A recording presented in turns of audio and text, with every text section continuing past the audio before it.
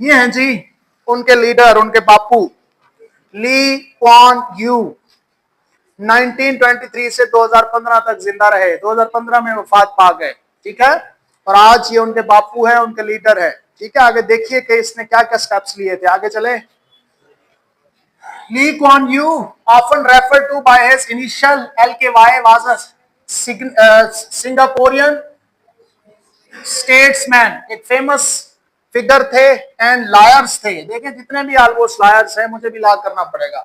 Who served as पहले the minister mentor between 2004 से 2011 तक। ठीक है, इसके बाद सीनियर मिनिस्टर भी रहे 1990 से 2004 तक। अभी मैं इनकी टू द पॉइंट बायोग्राफी है। ठीक है, फिर हम इसके जो अक़दामात थे जो इसने उठाए और सिंगापुर इतना अमीर हो गया उसकी तरफ चलते हैं।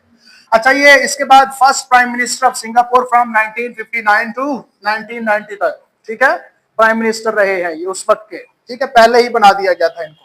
अच्छा जी, Lee stepped down as prime minister in, अच्छा okay, prime minister in 1990 but remained in the cabinet. 1919 में रिटायरमेंट ले ली, लेकिन कैबिनेट का हिस्सा रहे कि मैं मशवरे आपको देता रहूंगा। ठीक है, अंडर सक्सेसर्स, उसके बाद जो आए लोग उनके under, holding the appointments of senior minister until 2004, इसके बाद द मिनिस्टर मेंटोर अंटिल 2011, और उसके बाद न्यूमोनिया की वजह से उनकी डेथ हो गई 23 मार्च 2015 को। तो 31 साल तो उन्होंने सर्व किए एज ए प्राइम मिनिस्टर, लेकिन उसके बाद सारे बीमार होना शुरू हो गए थे, तो फिर साथ साथ चलते तो रहे, लेकिन फिर आखिर 2015 में फात पा गए। अब देखिए जरा इन्होंने किया क्या था। आगे चलें। ये जो मैंने आपको बताया है ये मैं उर्दू में लिख के लाया हूं।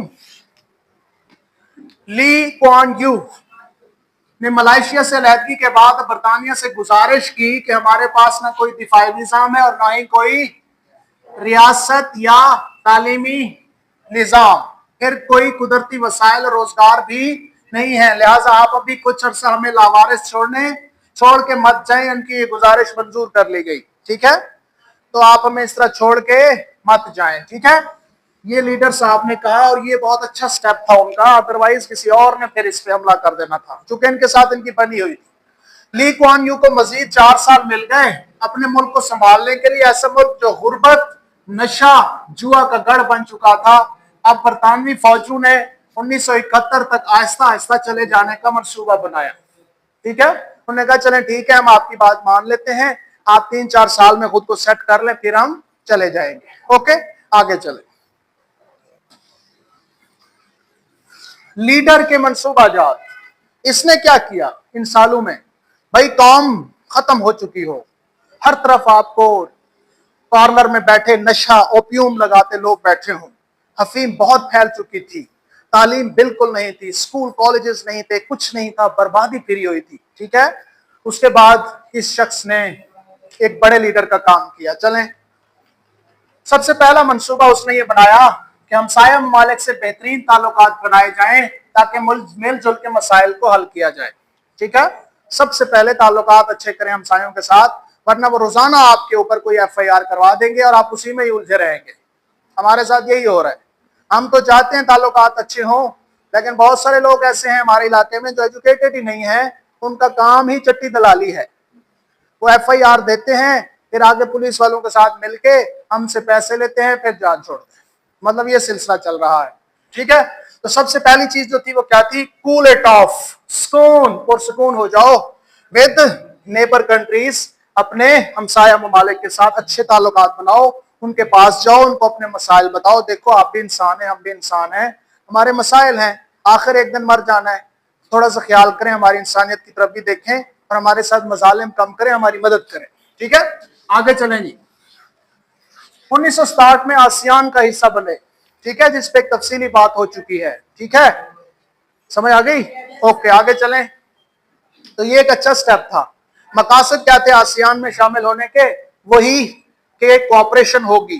ठीक है, कोऑपरेशन इन द इकोनॉमिक, माशी तौर पे, समाजी तौर पे, cultural, technical, educational and other fields. दूसरी फील्ड्स के अंदर स्टेबिलिटी और पीस आएगा।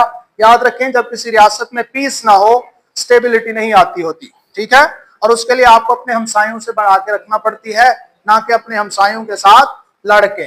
ठीक है, मंसूबा नंबर 2, 18 साल तक के हर लड़के को डिफेंस लाजमी सीखना है। वजह क्या है? क्योंकि फौजी नहीं है उनके पास, कोई आ गया तो हमला करने, तो फिर लड़ोगे कैसे? तो स्कूलों में उस वक्त की रियासत ने लाजमी कर दिया था कि हर नौजवान 16.5 साल से ऊपर वाला 18 साल तक ये 1.5-2 साल जो है वो सीखेगा। हमारे यहाँ पे भी हुआ करती थी हमसे पहले, ठीक है, ताकि लड़ सकें और आपको जब भी लड़ने के लिए जरूरत हुई आपको भेजा जा सकता है। पहला स्टेप ये था और ये बहुत लाजमी था। मतलब दूसरा स्टेप ये था और ये भी बहुत लाजमी था। नेक्स्ट, तीसरा मंसूबा था कंपल्सरी एजुकेशन। हर एक को एजुकेशन हासिल करनी है, हर एक को। ये नहीं है कि गरीब से एजुकेशन छीन लो, उनके इदारे खत्म कर दो, स्कूल हटा दो। 20-20 हजार स्कूल ही उड़ा दिए, पेफ को और इधर उधर दे दिए, ताकि ना हो से बांस ना बजेगी बांसुरी। तो ये एलीट क्लास ही सिर्फ एजुकेशन हासिल करे, या फिर आप लाख रुपया 1.5 लाख रुपया प्राइवेट इदारों में भरें पर ईयर पर एनम, और फिर जाके तालीम हासिल करें, ठीक है। तो उसने कहा कि कंपल्सरी एजुकेशन, हर शख्स, हर बच्चा, उसकी नजर दूर तक थी कि अब जो 5 साल का बच्चा है उसको पकड़ो और उसको स्कूल में डालो, और हर 5 साल के बच्चे को डालो स्कूल में और उन्हें एजुकेशन दो। जो बड़े हैं, जो नशे बन चुके हैं, जो बहुत ज्यादा बिगड़ चुके हैं, बस उनके मरने का इंतजार करो, लेकिन नई नेशन जो है उसको अपग्रेड करो, ठीक है। तो all Singapore citizens born after 1 January 1996 and living in Singapore, उन तमाम के लिए जो 1996 में पैदा हुए और सिंगापुर से रहने वाले हैं, उन तमाम के लिए स्कूलिंग होगी और मुफ्त होगी। Must attend national primary school unless and exemption is granted, सिवाय के चंद एक कोई बहुत ज्यादा इश्यूज हो तो, ठीक है।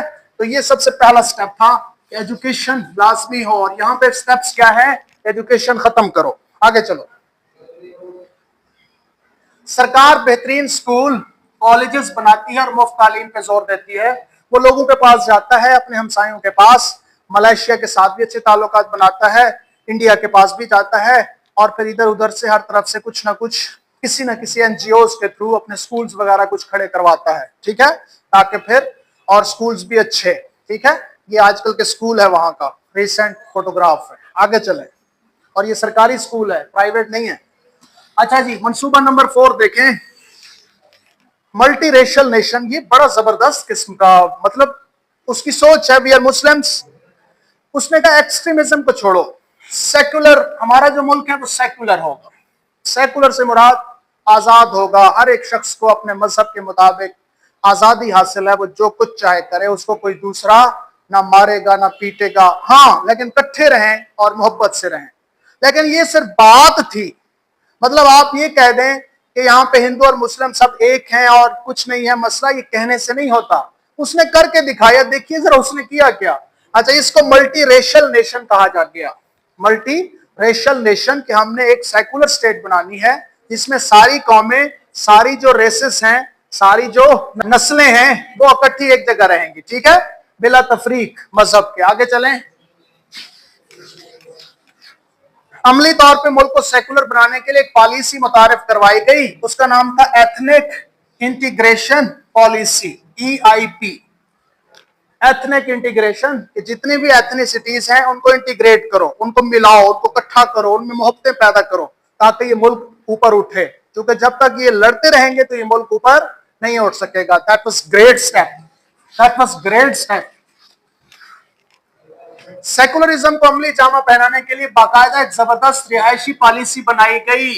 ये बड़ा सा पॉलिसी के मुताबिक हर मजहब या फिरका के लोग अलग अलग रियासत या टाउन में नहीं रहेंगे, कि अमीर इत्तेहाद गार्डन में और गरीब जिना पार्क में, ऐसा नहीं होगा, ठीक है। और ये भी नहीं होगा कि ये इलाका जो है ईसाइयों का है और ये इलाका फलां का है, बल्कि आजकल तो इतना भी है कि मतलब ये टाउन अराइयों का है, ये राजपूतों का है।